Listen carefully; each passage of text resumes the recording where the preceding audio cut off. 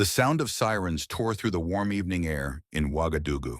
It was August 25th, 2025, a date now etched into the memory of every Burkinabé citizen, not because of a battle fought on a distant front line, but because of a war waged in the very heart of their homeland. That night, an assassination plot against Ibrahim Traoré, the young leader millions call the Shield of Africa, was stopped just seconds before chaos could swallow the capital. Picture this: families gathering for dinner, merchants closing their market stalls, children chasing each other in the narrow streets. Suddenly a warning spreads. Something is wrong near the presidential compound. Rumors race faster than the motorbikes cutting through traffic. A mother named Awa grabs her two children and runs barefoot into the courtyard, whispering a prayer. Lord, protect us. Don't let this night take him away from us.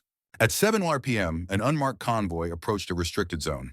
Intelligence sources would later reveal that these were not ordinary intruders. They were armed with advanced rifles, encrypted communications gear, and something even more dangerous: the confidence of external backers who wanted Traoré gone. Why? Because this man had done what few dared to even dream of. He expelled foreign forces, reclaimed control over Burkina Faso's gold and resources, and said words no one expected to hear in a modern African capital. Our sovereignty is not for sale. For those who profit from Africa's weakness, this was blasphemy. And now they were ready to silence the voice that had awakened a continent. But here's the question you need to ask yourself. Can one man's resolve withstand the weight of an entire system designed to crush him? Or is Burkina Faso standing at the edge of something even bigger? Something no amount of force can stop? Stay with me. What you're about to hear will not only reveal how an assassination was foiled, but also expose a struggle that could reshape the balance of power in Africa and far beyond. If you care about justice, if you believe in the value of freedom, listen closely. Because tonight, the truth speaks louder than the lies that have chained Africa for decades. How did this convoy fail, and what secret force stood between Traoré and certain death? When August 25th, 2025 dawned over Ouagadougou, few could have predicted the chain of events about to unfold. Just after sunrise, security convoys rolled through the streets, their engines humming like a low warning. In government buildings, officials whispered of a deadline that had expired and the consequences it carried. The ultimatum issued days earlier had passed unanswered, and now the government of Burkina Faso was ready to act. President Ibrahim Traoré, the young leader who had become a symbol of resistance across Africa, faced his boldest challenge yet: reclaiming control over the nation's most guarded resources. By mid-morning, armored vehicles had surrounded key mining facilities, sites that had long been dominated by foreign interests. For decades, these locations were untouchable fortresses, guarded by private security forces with better funding and technology than the national army. These companies weren't just extracting minerals, they were extracting sovereignty. Billions of dollars in gold and other resources flowed outward every year, while Burkina Faso's rural communities lived in poverty, struggling to afford basic necessities. Today, that imbalance was coming to an end. At 10:30 a.m., the Ministry of Security announced what would later be called the Operation of Restoration. It wasn't just a crackdown, it was a declaration. State forces seized 57 transport trucks loaded with raw gold, rare minerals, and strategic metals. Each truck represented wealth that could build schools, fund hospitals, and pave roads. For too long, this wealth left Burkina Faso under the guise of international agreements that benefited everyone except the people. Traoré's administration had decided that enough was enough. But this operation wasn't bloodless. Resistance came swiftly from security teams hired by foreign corporations. For the first time in years, the Burkinabé army faced direct confrontation with forces loyal to external powers. Shots were fired near the Kalsaka gold site. Villagers nearby hid in their homes as gunfire echoed through the dry Sahel wind. One local farmer, Adama, later told reporters, "We heard the trucks moving before dawn. Then the shooting started. I told my children to stay on the ground. I didn't know if we would live through the day." His words captured the fear that gripped ordinary citizens, but also their hope. For decades, men like Adama had worked the land without seeing the benefits of the resources taken from beneath their soil. Now, for the first time, there was a sense that their sacrifices might matter, that a government was finally willing to fight for its people. Traoré's government justified the action by citing decades of exploitation and the failure of negotiations to secure fair deals. According to official data, Burkina Faso exported more than $2 billion in gold annually, yet ranked among the world's poorest nations. Critics argued that such drastic measures risked international sanctions and isolation. Supporters countered that real independence could never come without economic sovereignty. This standoff wasn't just about gold. It was about identity. It was about whether Africa would continue to be managed by outside forces or finally chart its own course. And Traoré knew this was bigger than Burkina Faso. It was a message to the African Union and to the world. The era of silent exploitation was ending. As armored convoys returned to the capital with seized resources under heavy guard, crowds gathered along the roads, waving flags and chanting Traoré's name. For them, this wasn't a political maneuver. It was justice long overdue. Yet beneath the cheers, questions lingered. Would foreign corporations retaliate? Would global powers intervene? Could Burkina Faso withstand the economic shockwaves about to hit? One thing was certain. This was no longer just a national story. It was a continental earthquake. But the real question remains. How far is Ibrahim Traoré willing to go? And what price will Burkina Faso pay for this bold defiance? If this moment makes you wonder whether sovereignty is worth the struggle, stay with us. Because what comes next could change Africa forever. The tension inside the African Union summit reached a level no one expected. What started as a standard diplomatic gathering, a room full of polished suits and ceremonial speeches, erupted into a historic confrontation that would echo across the continent. Ibrahim Traoré walked to the podium, not with the carefully rehearsed tone of a politician, but with the raw, unfiltered urgency of a soldier who had seen his country bleed. His voice cut through the air like a blade. Why do we still have foreign bases on African soil? Why do our resources leave our lands at prices we don't control? Why do we keep begging for permission to secure our own nations? The room fell silent. Delegates who once hid behind diplomatic language found themselves exposed under the weight of questions they could not answer. What shocked everyone was not just what Traoré said. It was how effortlessly he dismantled decades of excuses. He didn't come with slides or flowery rhetoric. He came with undeniable results. While the AU debated for years about how to achieve economic independence, Burkina Faso had already reclaimed its mining sector, redirected profits into infrastructure, and reduced foreign debt. Traoré laid out the numbers. A 30% increase in local agricultural output, millions saved from canceled exploitative contracts, and a security situation that improved after the removal of foreign military forces. These were not promises, they were facts. And facts are unforgiving. Then came the moment that turned this meeting into a political earthquake. Traoré raised a report showing the AU's own budget, over $500 million annually, much of it funded by external donors. He didn't shout. He didn't insult. He simply asked, how can we call ourselves independent when our very institution depends on foreign money to function? The silence that followed was deafening. For the first time in decades, the AU was not the one asking questions. They were the ones being interrogated. And the man leading that interrogation was not an outsider. It was one of their own. Outside the walls of the summit, news spread like wildfire. In Ouagadougou, crowds gathered around radios and phones, hanging on every word of their leader. For people like Adama, a 62-year-old farmer who had seen his land stripped bare by decades of mining deals that enriched foreign corporations, Traoré's speech was more than politics. It was personal. For years we were told nothing could change, he said, tears welling in his eyes. Today he made me believe again. Social media exploded across Africa with hashtags demanding reform. Videos of Traoré's fiery address reached millions within hours, turning a closed-door meeting into a continental reckoning. But while the streets of Burkina Faso erupted in celebration, the halls of power across Africa trembled. Older AU delegates whispered in back rooms, scrambling to find a narrative that could contain this insurgent truth. International observers in the room sent urgent cables to their capitals. Burkina Faso's stance could trigger a domino effect. They were right. In Mali and Niger, leaders who had quietly supported Traoré's vision began signaling alignment. The fragile balance that external powers had maintained for decades, using the AU as a gatekeeper, was unraveling before their eyes. Traoré's final words that day struck like thunder. The era of managed independence is over. The age of real sovereignty begins now. Cameras captured the faces of AU officials, some stunned, some visibly angry, others unable to mask their fear. This wasn't just a speech, it was a declaration of war on the old order. And the entire world was watching. Will the world act in time, or will Burkina Faso face its greatest challenge yet? When the dust settled after Traoré's bold confrontation with the African Union, the ripple effects across Burkina Faso were immediate and profound. In the heart of Ouagadougou, the atmosphere was heavy with both pride and uncertainty. For ordinary families like the Kones, this was more than a political statement, it was a question of survival. Pierre Kone, a father of four, had seen his small farm struggle for years under the weight of foreign-controlled mining operations that poisoned the water and left local markets empty.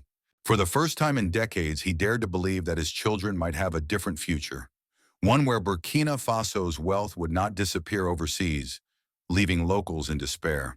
But Pierre's optimism came with a shadow, the realization that challenging the system carried risks his family might not survive. Civil consequences unfolded rapidly. Traoré's insistence on reclaiming resource control disrupted existing agreements that multinational corporations had relied on for years. Overnight, mining contracts were revoked, and new regulations prioritized local ownership. To the average citizen, this sounded like justice long overdue.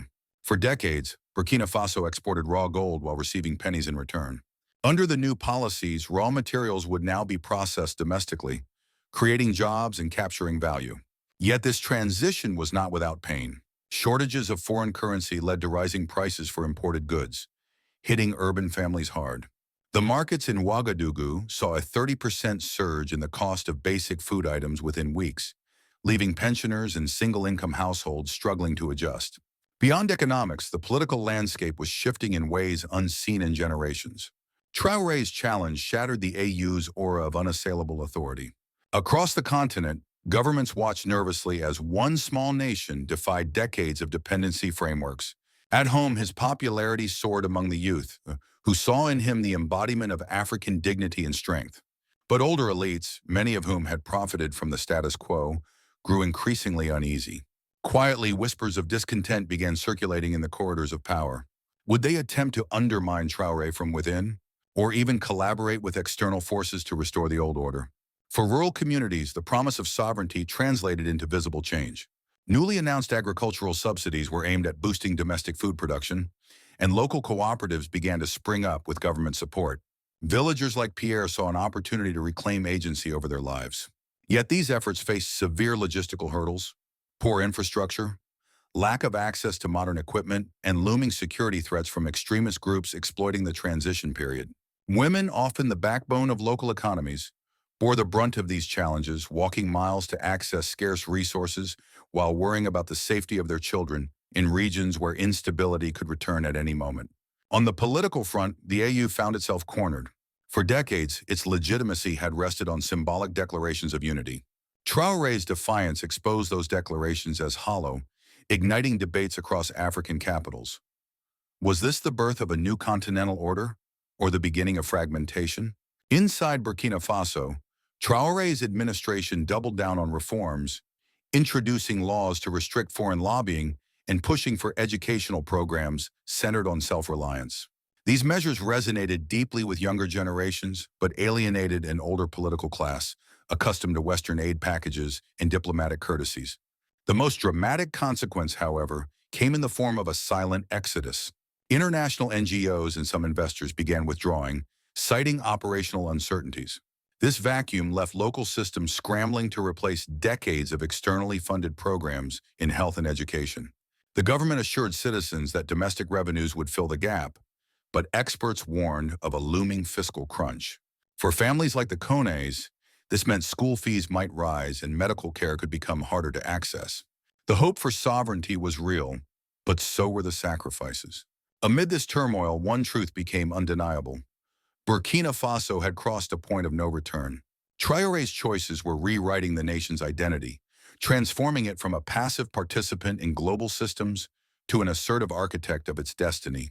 Yet with every bold step came new vulnerabilities: internal dissent, economic strain, and the risk of isolation. For many Burkinabé, the question was no longer whether change was necessary, but whether they could endure the cost of freedom. But how will the United States respond? As news of Traoré's defiance spread beyond Africa, Washington took notice. In the halls of the State Department, analysts debated what Burkina Faso's bold move meant for U.S. interests in the Sahel, a region already plagued by instability, terrorism, and great power competition. For decades, American policy relied on partnerships with African governments willing to maintain security cooperation and economic frameworks favorable to the West. Traoré's stance threatened to disrupt that formula. By kicking out foreign military bases and renegotiating mining contracts, Burkina Faso had sent an unmistakable message. Africa's resources and security were no longer bargaining chips for external powers. The reaction in U.S. media was sharp. Headlines warned of a sovereignty shockwave spreading across West Africa. Commentators questioned whether the U.S. had underestimated the growing influence of nationalist movements across the continent. Defense strategists voiced concern that a weakened AU and emboldened anti-foreign sentiment could create security vacuums exploited by extremist groups or even rival powers like Russia and China. This is not just about Burkina Faso, one senior official was quoted as saying. It's about the entire balance of power in Africa. Europe, too, faced its own reckoning. Former colonial powers with deep economic stakes in African resources scrambled to preserve their interests. Emergency meetings in Paris and Brussels focused on whether to engage Traoré diplomatically or isolate his government. Meanwhile, in African capitals, the mood was shifting. Countries like Mali and Niger openly praised Burkina Faso's assertiveness, while others adopted a wait-and-see approach, wary of antagonizing Western donors, but mindful of rising domestic pressure to follow Traoré's example. For ordinary Americans, this story might feel distant, but its implications are closer than they appear. The Sahel's instability has long been linked to global security threats. If Traoré succeeds, Washington could face a new era where African states negotiate on their own terms, reducing Western leverage and forcing a rethink of U.S. engagement strategies. But if his reforms fail, the resulting chaos could fuel migration crises, terror networks, and humanitarian disasters, pulling America back into costly interventions. Is this the dawn of a new African independence, or the prelude to deeper global conflict? The African Union meeting ended, but the silence that followed was deafening. Delegates walked out with their faces drained of confidence, their statements reduced to hollow echoes of a system that has long failed the people it claims to represent. Yet outside those walls, life in Africa goes on. Markets opening at dawn, mothers praying for safety, soldiers patrolling dusty roads under a blazing sun. And amid this fragile normalcy, a storm is building. What happens next? That's the question hanging over Ouagadougou like an unspoken threat. Will the African Union act decisively, or will it cling to ceremonial roles while Africa bleeds? For decades, AU officials have promised integration, sovereignty, and progress. But after 60 years, what do we see? Foreign military bases on African soil, currencies pegged to former colonial powers, resource wealth flowing out while ordinary families live in poverty. The gap between words and action has never been more visible and never more dangerous. Some experts warn that this confrontation could mark the beginning of a new chapter in African politics, a chapter where younger leaders refuse to accept excuses and demand real sovereignty, even if it means dismantling the old frameworks entirely. If that happens, Africa's alliances with external powers, France, the US, the European Union, will be tested like never before. And make no mistake, the consequences will reach far beyond Africa. The Sahel region is already a critical front line in the fight against terrorism. Any instability there could send shockwaves through global security, migration, and trade. Now imagine this. If the AU fails to respond with real reform, Burkina Faso might double down on its independent path. Other nations, Mali, Niger, even Chad, could follow.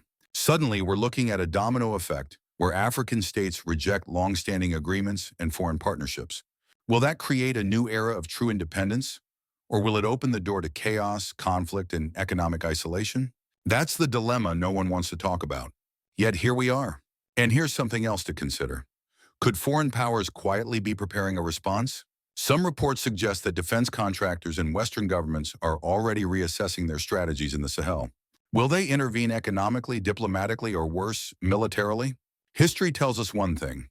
When a region with vast resources asserts control, external forces rarely sit back and watch. Think of Libya in 2011. Think of Congo in the 1960s. Those chapters were written in blood. Could we be standing at the edge of another such chapter today?